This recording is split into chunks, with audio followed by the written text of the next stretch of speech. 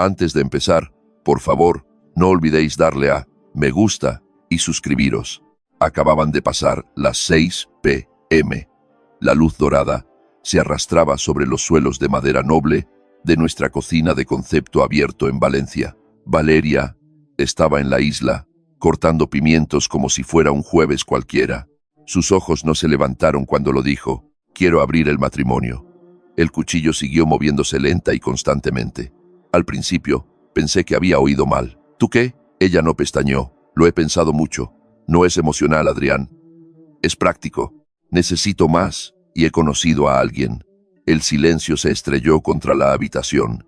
Mi corazón no se aceleró. No grité. Simplemente dejé mi taza de café con un suave tintineo y pregunté: ¿quién? Finalmente me miró. Se llama Ricardo. Él es alguien que me entiende. La miré fijamente, dejando que el peso de las palabras se asentara. Estás hablando del senador, ¿verdad? Mi voz era tranquila, cortante. Ella se movió. Solo un atisbo. Ese no es el punto. Oh, claro que lo es, dije, dando un paso adelante lentamente. Y creo que el punto que estás esquivando es que esto no se trata de comprensión, se trata de poder. Ella se cruzó de brazos, erguida. Adrián, te estoy dando una opción. O aceptas esto, o me voy. Mi boca se crispó, una sonrisa triste, casi divertida. Esa es la oferta, aceptar tu aventura o perderlo todo. Su tono se endureció. No entiendes lo que es sentirse invisible. Trabajas, vienes a casa, eres un buen padre, bien, pero me estoy ahogando en una rutina que no elegí. Fue entonces cuando dije la frase que lo cambió todo. ¿Te das cuenta de que cada habitación de esta casa tiene grabaciones de audio y vídeo por seguridad para Clara, y están almacenadas de forma remota?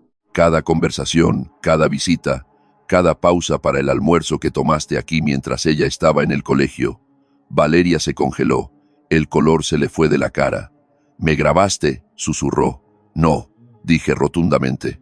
Te grabaste a ti misma. Simplemente nunca pensaste que yo estaba prestando atención. Por primera vez, su voz se quebró. No lo harías. Ya lo hice, respondí. Luego me giré hacia la escalera, llamando con calma. Clara, cariño, haz una maleta, saldremos por unos días. Hubo una pausa, luego el sonido de un movimiento apresurado arriba. Valeria dio un paso hacia mí. Adrián, esto no es justo. Lo estás tergiversando. No, dije, mirándola a los ojos. Lo que hiciste fue injusto. Lo que estoy haciendo se llama proteger a nuestra hija. La tensión en la habitación era espesa como el cemento. No permitiré que conviertas esto en un espectáculo, siseó.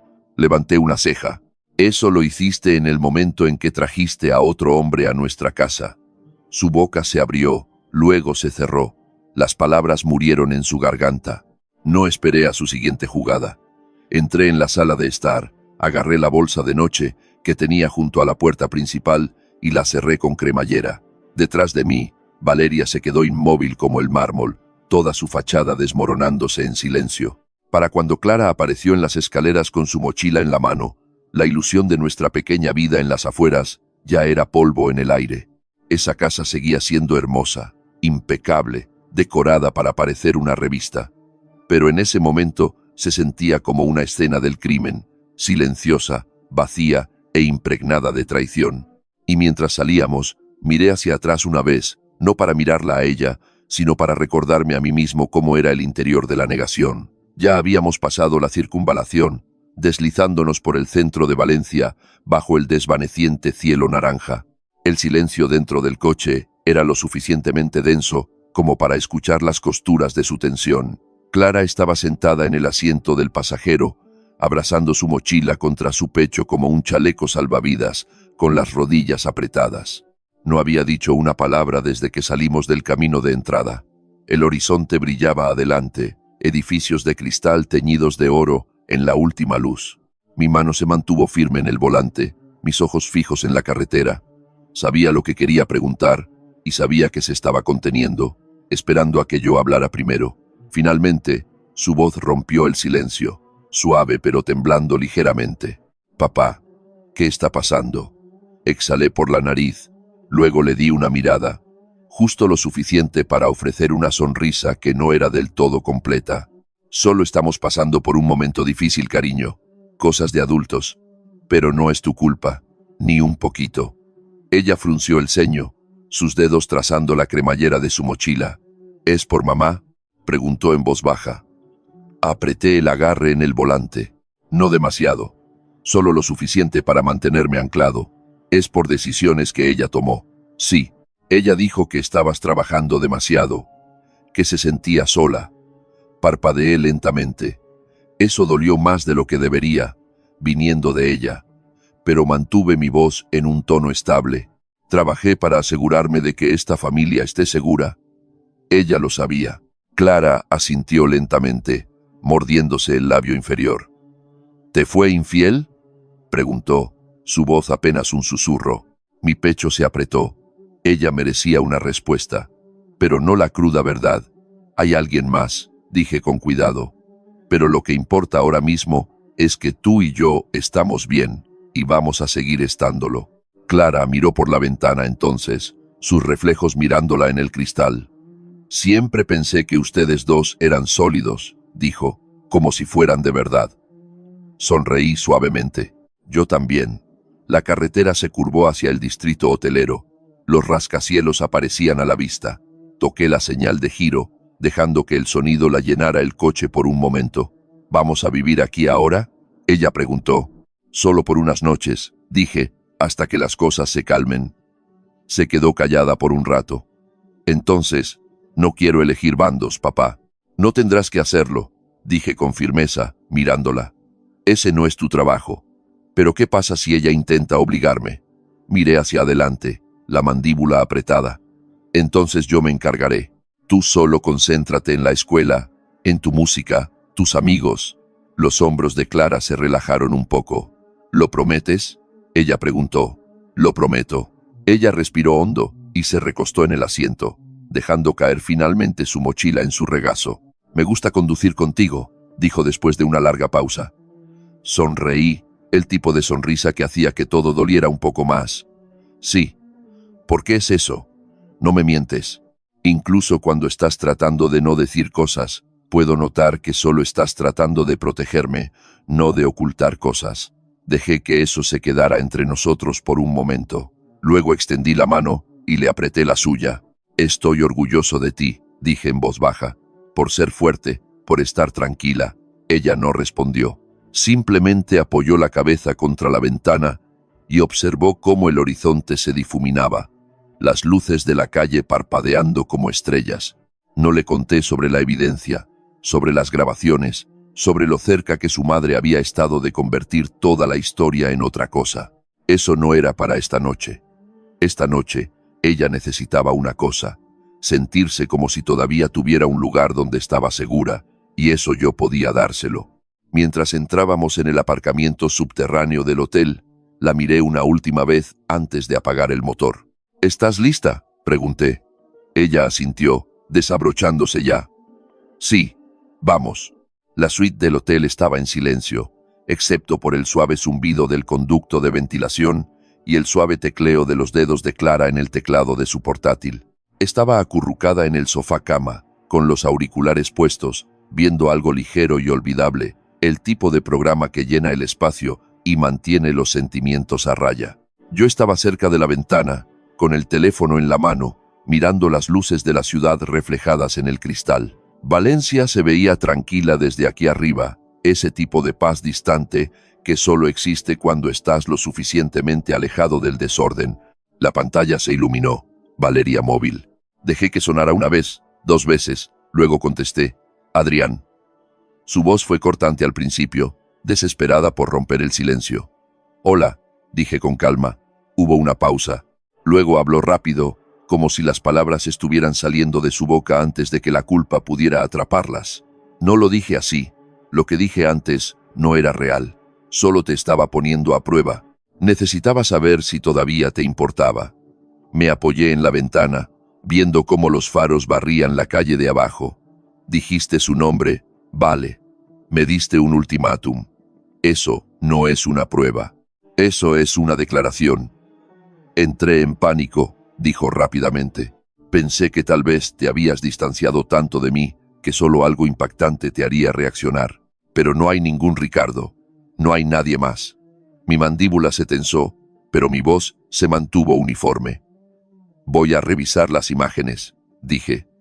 Cada habitación, cada día que estuve fuera, cada vez que pensaste que estaba sola, hubo silencio en su extremo. Ese tipo de silencio, largo y sin aliento, que lo dice todo más fuerte de lo que las palabras podrían hacerlo.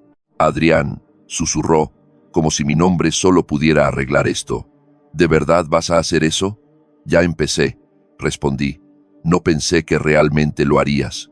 Su voz flaqueó. Deberías haberlo pensado. Otra pausa.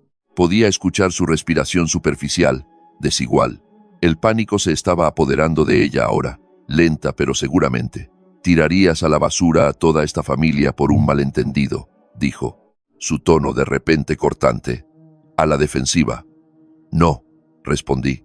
Tú hiciste eso en el momento en que elegiste los secretos en lugar de la honestidad. La oí caminar de un lado a otro ahora. Pasos amortiguados. El susurro de la tela. El ligero crujido de una tabla del suelo. No quería perderte, murmuró. Simplemente no sabía cómo decir que era infeliz. Y esa es la parte que uno podría haber escuchado si no hubieras empezado con manipulación. Hubo un tirón en su respiración. Clara no vio nada. Me aseguré de eso. Ella ni siquiera lo sabe. Ella sabe más de lo que crees. Interrumpí, manteniendo mi tono controlado, y aunque no lo hiciera, no se trata solo de lo que vio. Se trata de lo que trajiste a su casa. Adrián, te juro que yo nunca lo confirmaré yo mismo, dije. Y si resulta que estás diciendo la verdad, lo sabré. Si estás mintiendo, también lo sabré. Por un momento, no hubo nada en el otro extremo. Luego, suavemente, como si le doliera decirlo, nunca se suponía que fueras tú quien se iría. No respondí de inmediato, solo miré la ciudad de nuevo. Cuando finalmente hablé, mi voz era baja. Buenas noches, Valeria. Espera, Adrián. Terminé la llamada. Clara miró desde el sofá. Sus auriculares se deslizaron ligeramente. ¿Era mamá? Asentí, deslizando el teléfono en mi bolsillo. Sí, ¿qué dijo? Me acerqué y me arrodillé a su lado. Está confundida en este momento, pero vamos a estar bien. Ella me estudió. Esos ojos marrones inteligentes que profundizaban más de lo que la mayoría de la gente podría. Luego, asintió levemente y susurró. De acuerdo.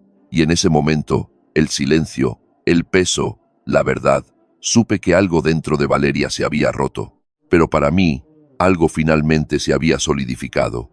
Acababa de pasar la medianoche cuando finalmente abrí el portátil.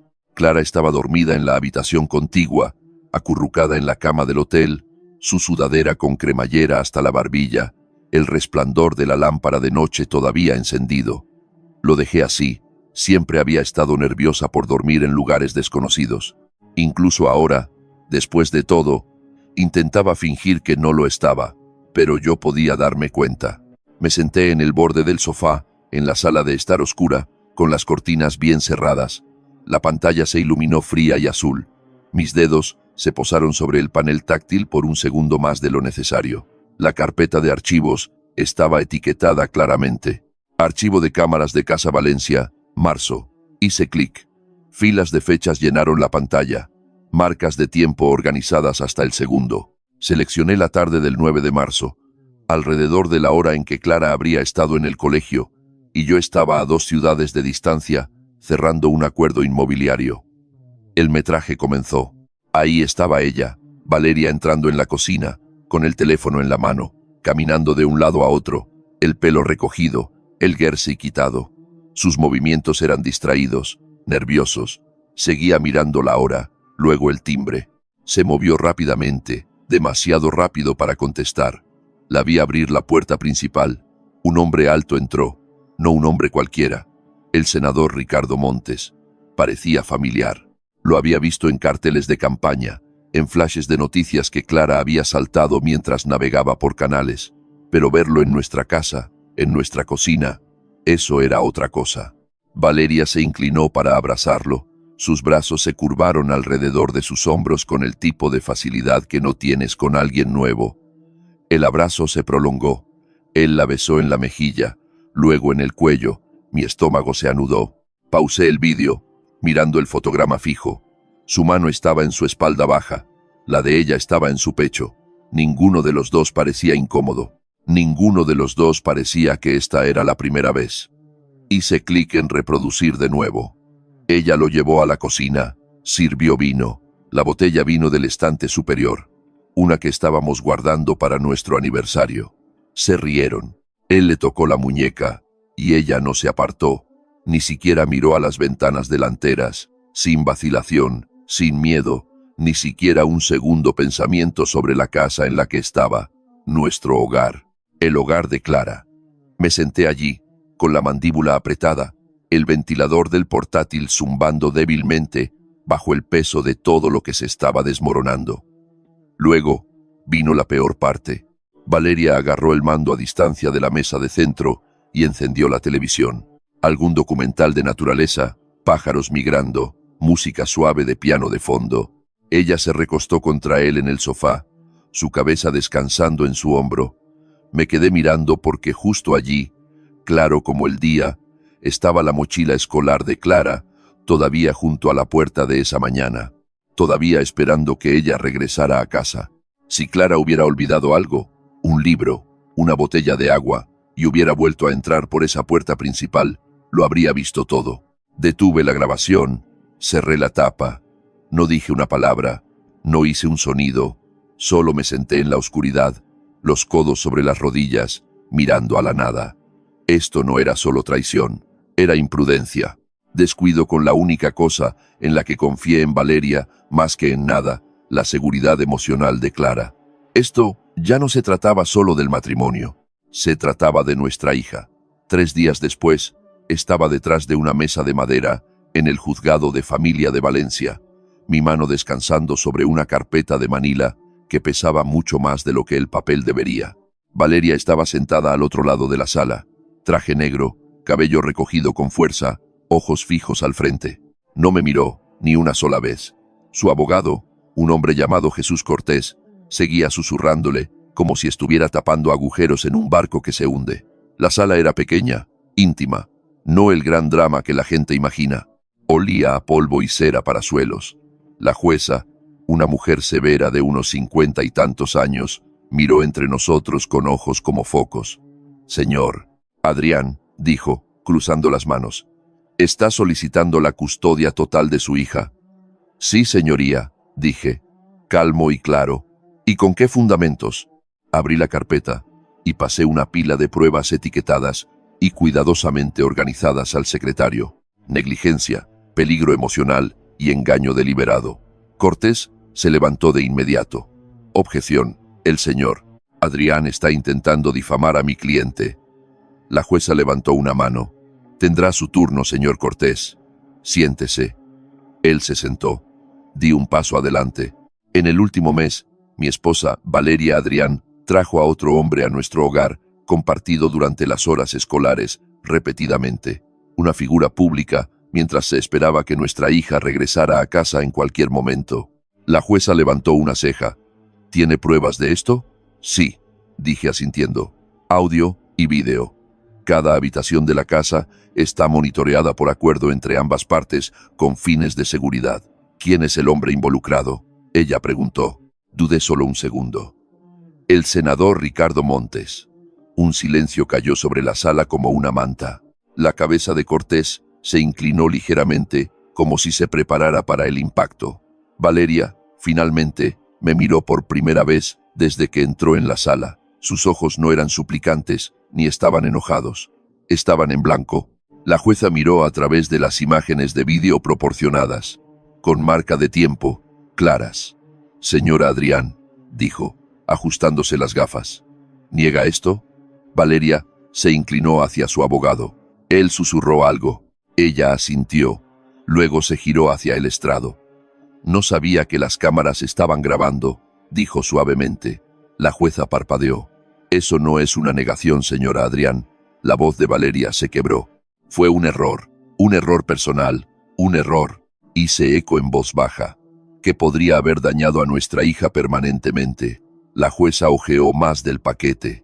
¿Y usted afirmó que esta relación no afectó a su hija? Valeria se puso rígida.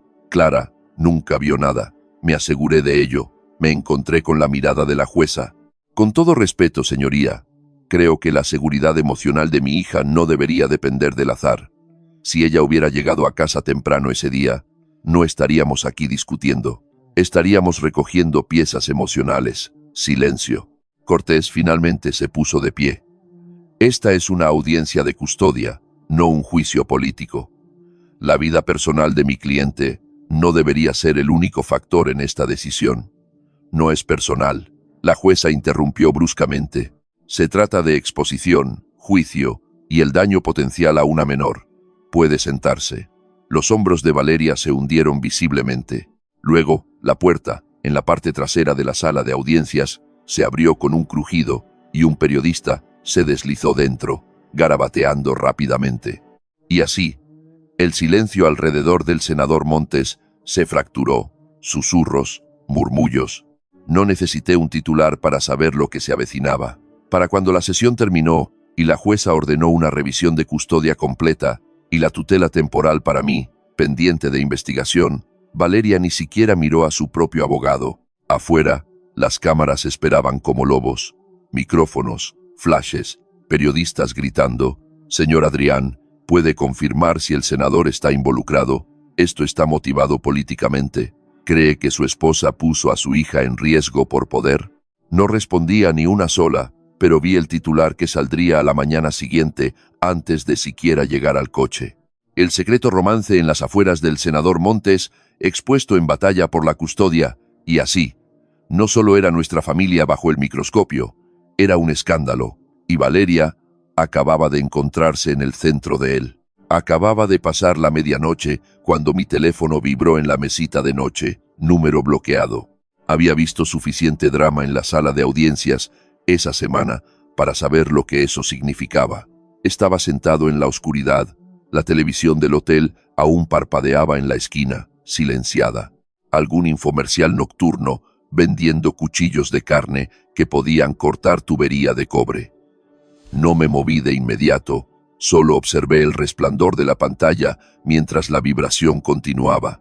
Segundo zumbido, luego silencio, luego de nuevo, tercer zumbido. Lo cogí, respondí, y no dije una palabra. Un segundo después, una voz baja llegó a través de la línea, masculina, desconocida. Tienes que parar. No respondí. Todavía no. Continuó.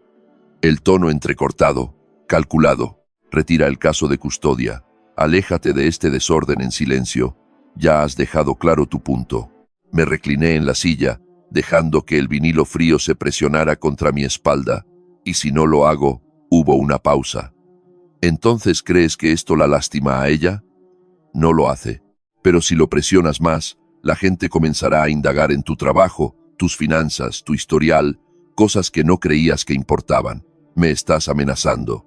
No, dijo la voz suavemente. Te estoy dando una salida. Me levanté, crucé la habitación lentamente hacia la ventana. El horizonte de Valencia brillaba abajo, los coches como luciérnagas silenciosas tejiendo a través del centro. Mantuve mi voz baja, constante. Déjame adivinar. Esto viene de alguien vinculado a Montes. Otra pausa. El hombre no lo confirmó. No tenía por qué hacerlo. Espero que te hayan pagado bien, dije, porque la carrera de ese hombre ya está dando vueltas en el desagüe, y cuando se estrelle, se llevará consigo cada nombre que haya susurrado, incluido el tuyo.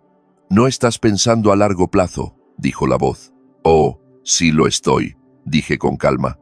Estoy pensando en mi hija y en el tipo de mundo en el que va a crecer.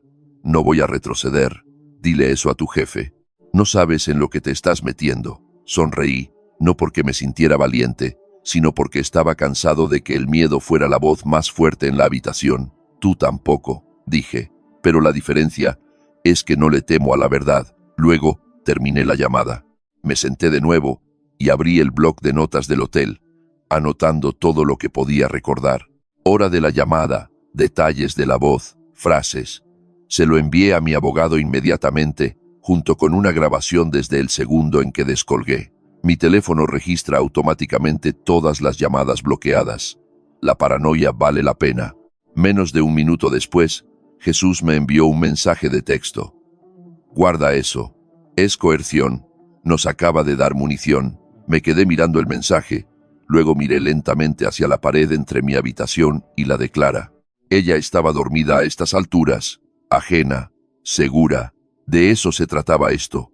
No de venganza, no de la corte, ni siquiera de Valeria ya.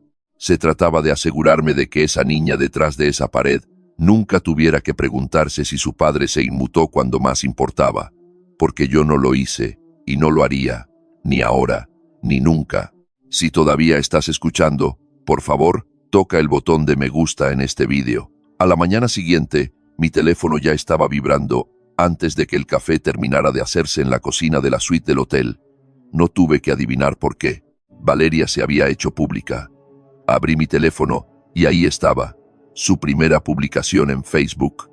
Fondo blanco, texto negro, un párrafo extenso vestido de falsa humildad. Nunca pensé que me vería obligada a defenderme públicamente, pero aquí estoy. Para cualquiera que haya escuchado rumores, quiero que sepáis que Adrián y yo hemos estado luchando durante años. La verdad es que me sentí abandonada, sola. Cometí un error, y ahora estoy siendo castigada como una criminal. Todo lo que he hecho es amar a mi hija y luchar por mantener a mi familia unida. Nunca merecí esto. Ya se había compartido 63 veces. Los comentarios estaban llegando lentamente, algo de vaga simpatía, pero la mayoría escépticos. Desplacé hacia abajo y vi que una vieja amiga suya, Laura Vidal, había comentado sin rodeos. ¿No trajiste a otro hombre a la casa mientras tu hija estaba en la escuela? Y otro. Estoy bastante segura de que amenazar con la custodia total no es amor. Solo digo. Valeria siempre había sido buena con las apariencias. Sabía cómo llorar lo suficiente para obtener simpatía, cómo expresar las cosas para sonar lo suficientemente vagas para que la gente llenara los espacios en blanco a su favor. Pero esta vez, la gente no estaba colaborando. Unas horas más tarde, mi teléfono vibró de nuevo. Marta Adrián, llamada entrante, la hermana menor de Valeria. No habíamos hablado en semanas. Dudé un segundo, luego contesté. Hola, Marta. Hubo una larga pausa, luego su voz, más suave de lo que recordaba. Hola, Adrián. Hola. Yo. No estaba segura de si debía llamar, pero vi su publicación esta mañana, y supongo que solo quería escuchar tu voz. Salí al balcón del hotel, dejando que el aire frío de la mañana golpeara mi cara. Sí, supuse que se haría público tarde o temprano.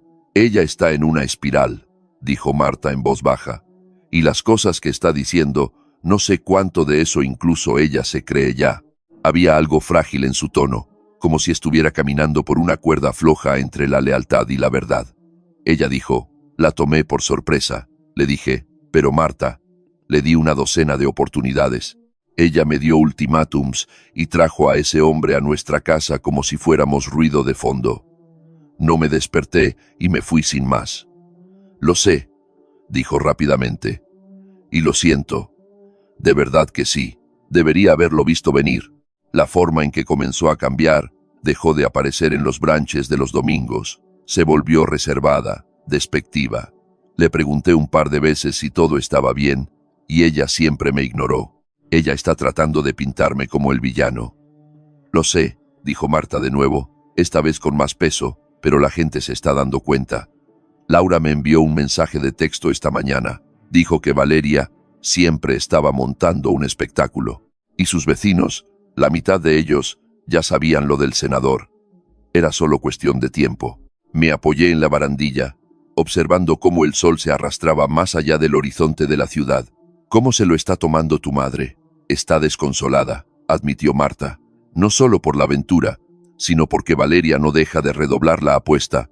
Es como si cuanto más acorralada se siente, más fuerte grita, y está ahuyentando a todo el mundo. Silencio. Luego, más suavemente. ¿Cómo está Clara? Sonreí débilmente, más fuerte de lo que esperaba. Está tranquila, concentrada, pero sé que está observando todo. Me gustaría verla, dijo Marta suavemente. No para el drama, solo para hacerle saber que no está sola. Iré a donde estés. Traeré algunas de sus cosas. Tal vez llevarla a almorzar si le apetece. Eso significaría mucho. Hizo una pausa. Y si alguna vez necesitas algo, algo legal, algo personal. Estoy aquí. Debería haberlo estado antes. Estás aquí ahora, dije. Eso cuenta. Cuando colgamos, me quedé allí un minuto más, mirando el tráfico matutino. Durante tanto tiempo, Valeria había controlado la narrativa en las cenas, en las reuniones familiares, incluso en las reuniones de la APA. Pero ahora, sus palabras eran huecas, sus aliados estaban desapareciendo e incluso su hermana había dejado de defenderla.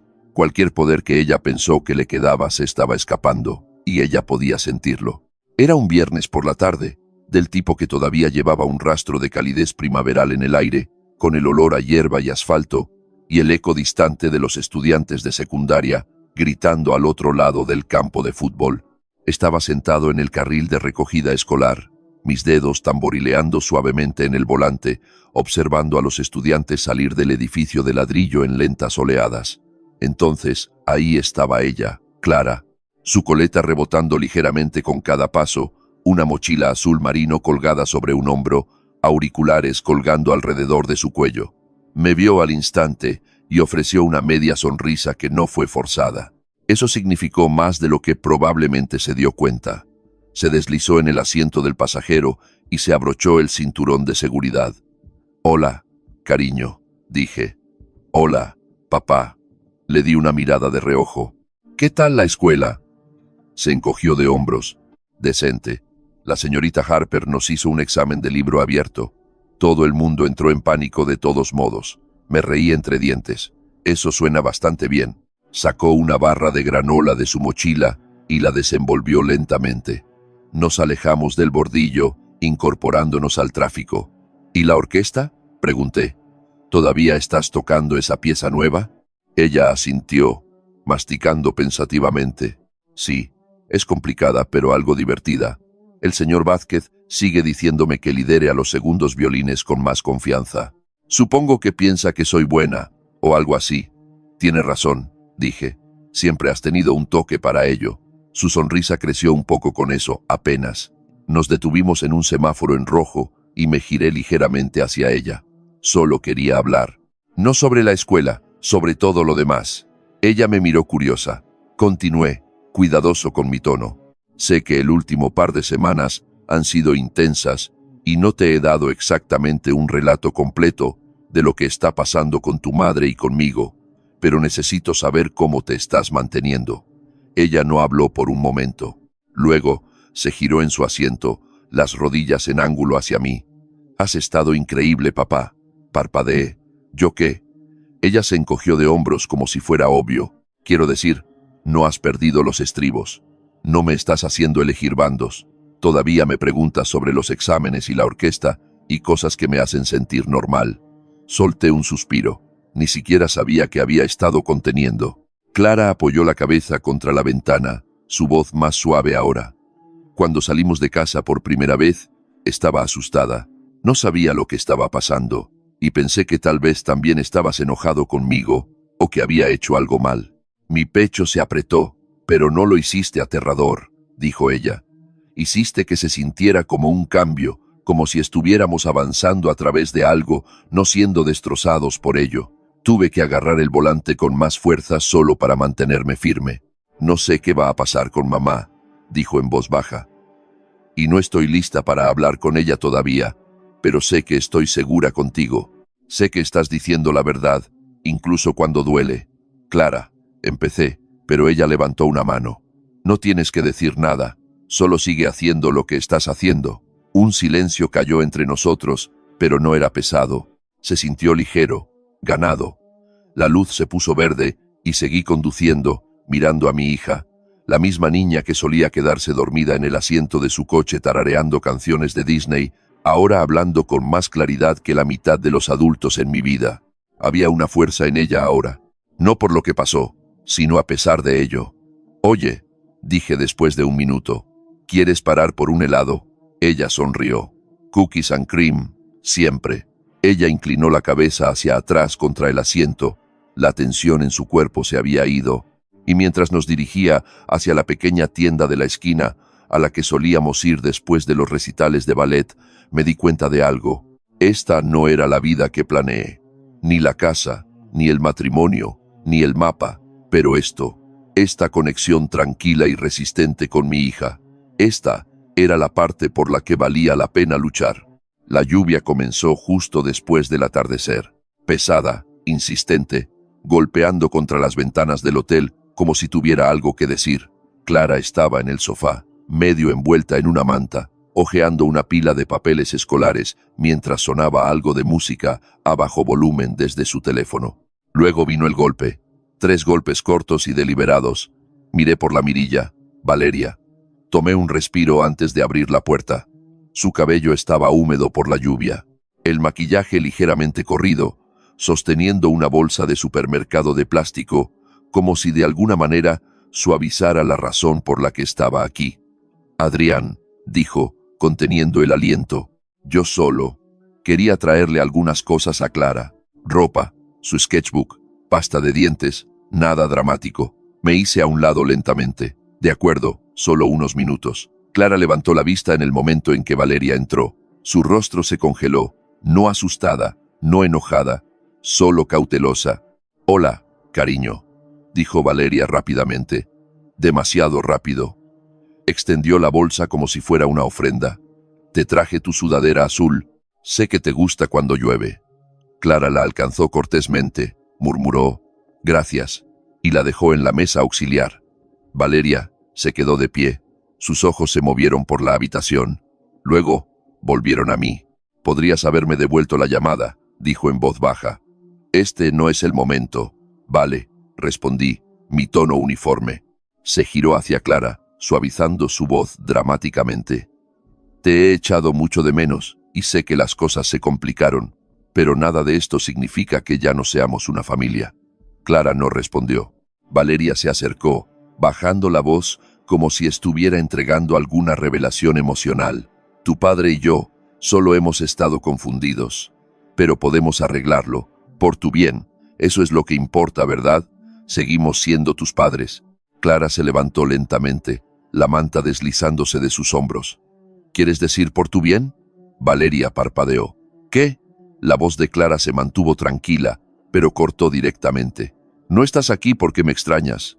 Estás aquí porque tienes miedo, porque la gente se enteró, porque ahora ya no es solo entre nosotros. Clara, soy tu madre, y no soy tu coartada, dijo bruscamente. Deja de usarme para parchear tu desastre. La compostura de Valeria se resquebrajó como cristal bajo presión. ¿Crees que esto es fácil para mí? Estoy siendo destruida ahí fuera. La gente susurrando, Marta volviéndose contra mí, los medios acosándome como si fuera un monstruo. Cometí un error. Tomaste una decisión. Interrumpí, interponiéndome entre ellas. Y ahora estás tratando de reescribirla. Se giró hacia mí, la voz alzada. ¿Crees que eres tan justo, usando la corte para poner a mi hija en mi contra, convirtiéndome en la villana en tu pequeña cruzada por la custodia? Me mantuve firme, la voz baja. Estás haciendo eso por tu cuenta. Su labio tembló. Lo di todo por esta familia. Lo apostaste, dije. Y ahora las mesas están despejadas. La lluvia resonó más fuerte afuera mientras abría la puerta. Es hora de irte. Valeria se quedó congelada, empapada en silencio. Luego agarró su bolso, murmuró algo que no entendí y pasó junto a mí. La seguí hasta el pasillo. Se giró antes del ascensor. Te vas a arrepentir de esto. Ya lo hice, dije. Ahora simplemente he terminado. El ascensor sonó. Ella entró sin mirar atrás. Regresé a la habitación, cerrando la puerta detrás de mí. Clara estaba de vuelta en el sofá, los ojos brillantes pero secos. ¿Estás bien?, pregunté suavemente. Ella asintió una vez, y afuera, el trueno rodó bajo sobre la ciudad como una advertencia del cielo mismo. A la mañana siguiente, me puse un traje azul marino que no había usado desde la última conferencia de bienes raíces. Camisa de vestir, zapatos pulidos. El anillo de bodas hace mucho que se fue de mi mano. El aire exterior era fresco, el cielo todavía gris por la tormenta que había pasado la noche anterior. La agencia de Valeria estaba en el segundo piso de un edificio de ladrillo restaurado en la avenida de las Cortes Valencianas. Grandes ventanas, muebles modernos, mucho espacio en blanco y arte de pared de gran tamaño con eslóganes como «La percepción lo es todo, no esperé en la recepción». La chica de la recepción apenas tuvo tiempo de ponerse de pie antes de que yo pasara con un cortés. «Solo necesitaré 5 minutos». Valeria estaba sentada detrás de un escritorio con tapa de cristal, con los ojos pegados a su pantalla. No me notó al principio, pero cuando lo hizo, cuando levantó la vista y me vio allí de pie, toda su postura cambió. Se enderezó, los labios se separaron ligeramente. «Adrián», asentí una vez. «Necesitamos hablar». Ella parpadeó, confundida. «Aquí. Aquí es donde construiste la versión de ti misma que estás tratando de proteger», dije. Me pareció correcto. Se puso de pie, alisando su blazer. «Si esto es por lo de anoche, no lo es», interrumpí, tranquilo y medido. «Se trata de lo que viene después». Ella no dijo nada, pero sus manos se tensaron ligeramente sobre el escritorio. Me acerqué. «No volverás a aparecer sin avisar. No usarás a Clara como palanca. No empujarás la culpa en el regazo de una niña porque cometiste errores de adulto». La boca de Valeria se abrió, se cerró. «Estoy hablando claramente», continué, «porque esta es la última vez que lo haré fuera de un tribunal. Si intentas manipularla de nuevo, incluso emocionalmente, presentaré una orden de alejamiento y ganaré. Sabes que lo haré». Ella me miró, como si no reconociera al hombre frente a ella. Tal vez no lo hizo. Yo. Su voz flaqueó. «Adrián, no estaba tratando de lastimarla, pero lo hiciste». Colocé un solo sobre en su escritorio, copias del hilo de mensajes de texto de anoche entre Clara y Marta, confirmando la visita y sus consecuencias. «Estamos documentando todo ahora. Por tu propio bien, Valeria, deja de cavar». Ella se sentó lentamente, con los ojos fijos en el sobre. No le quedaban palabras. Me giré para irme. Y antes de salir por la puerta, hice una pausa solo una vez. «Esto no es venganza», dije. «Esto soy yo asegurándome de que nuestra hija sepa cómo es la estabilidad», y luego me fui. 3 meses después, nuestro apartamento no era solo un lugar para quedarse. Se había convertido en un hogar. La luz de la mañana se derramaba a través de las ventanas de la sala de estar, atrapando los marcos de fotos que Clara insistió en colgar ella misma. Una era una foto espontánea de nosotros en la playa del año pasado. Otra era un dibujo que hizo cuando tenía 10 años. Letras torcidas que decían, «Equipo papá». Tarareaba en la cocina, los platos tintineando suavemente mientras ponía la mesa. Llamaron a la puerta. «Yo abro», gritó antes de que yo pudiera siquiera levantarme. Observé desde el pasillo cómo abría a un chico alto con ojos nerviosos y buena postura. Llevaba una camisa con cuello, vaqueros que no caían, y se comportaba como si supiera que esto no era solo un encuentro. «Hola, señor Adrián», dijo, entrando con un pequeño y respetuoso asentimiento. «Soy Noé». Clara sonrió a su lado, visiblemente orgullosa. «Encantado de conocerte, Noé», dije, ofreciendo un firme apretón de manos. «Gracias por venir». Él me miró a los ojos, sin inmutarse. «Gracias por recibirme, señor». Se sentaron en el sofá, charlando suavemente mientras yo traía bebidas. Clara se rió. De verdad se rió, y me di cuenta de que había pasado mucho tiempo desde que ese sonido no venía con una sombra detrás. Pasó 1 hora. Luego vino otro golpe. Más tranquilo, más lento. Valeria. Estaba en la puerta con zapatos planos y un simple abrigo gris, sin llevar nada, sin maquillaje, sin pretensiones. «Hola», dijo, con voz baja. Estaba cerca. Pensé que tal vez podría ver a Clara por 1 minuto. Clara se acercó a la puerta, dudó, luego asintió una vez. Valeria me miró a mí a continuación, pero no dijo nada. Solo sostuvo mi mirada. No había ira, ni espectáculo, solo silencio y el peso de 100 giros equivocados. Yo tampoco dije nada. Se fue después de 5 minutos. Clara regresó. No dijo nada al principio. Luego, «Está diferente. Creo que está empezando a entenderlo». Asentí. «Tal vez». El apartamento estaba tranquilo de nuevo, pacífico, y me di cuenta de que la justicia había llegado. No a través de la furia o el espectáculo, sino a través de la quietud, la claridad y el simple acto de mantenerse fiel cuando más importaba. Y ese fue el final de nuestra historia, ¿sabes? Todavía pienso en el momento en que Marta me llamó de la nada, finalmente eligiendo apoyar lo que era correcto en lugar de proteger las apariencias. Ella no me debía nada, pero apareció de todos modos, y tal vez eso marcó toda la diferencia. ¿Qué piensas? ¿Marta tomó la decisión correcta o habrías hecho algo diferente en su lugar? Déjamelo saber en los comentarios. Y si esta historia significó algo para ti, dale a me gusta y suscríbete. Tengo más que contar.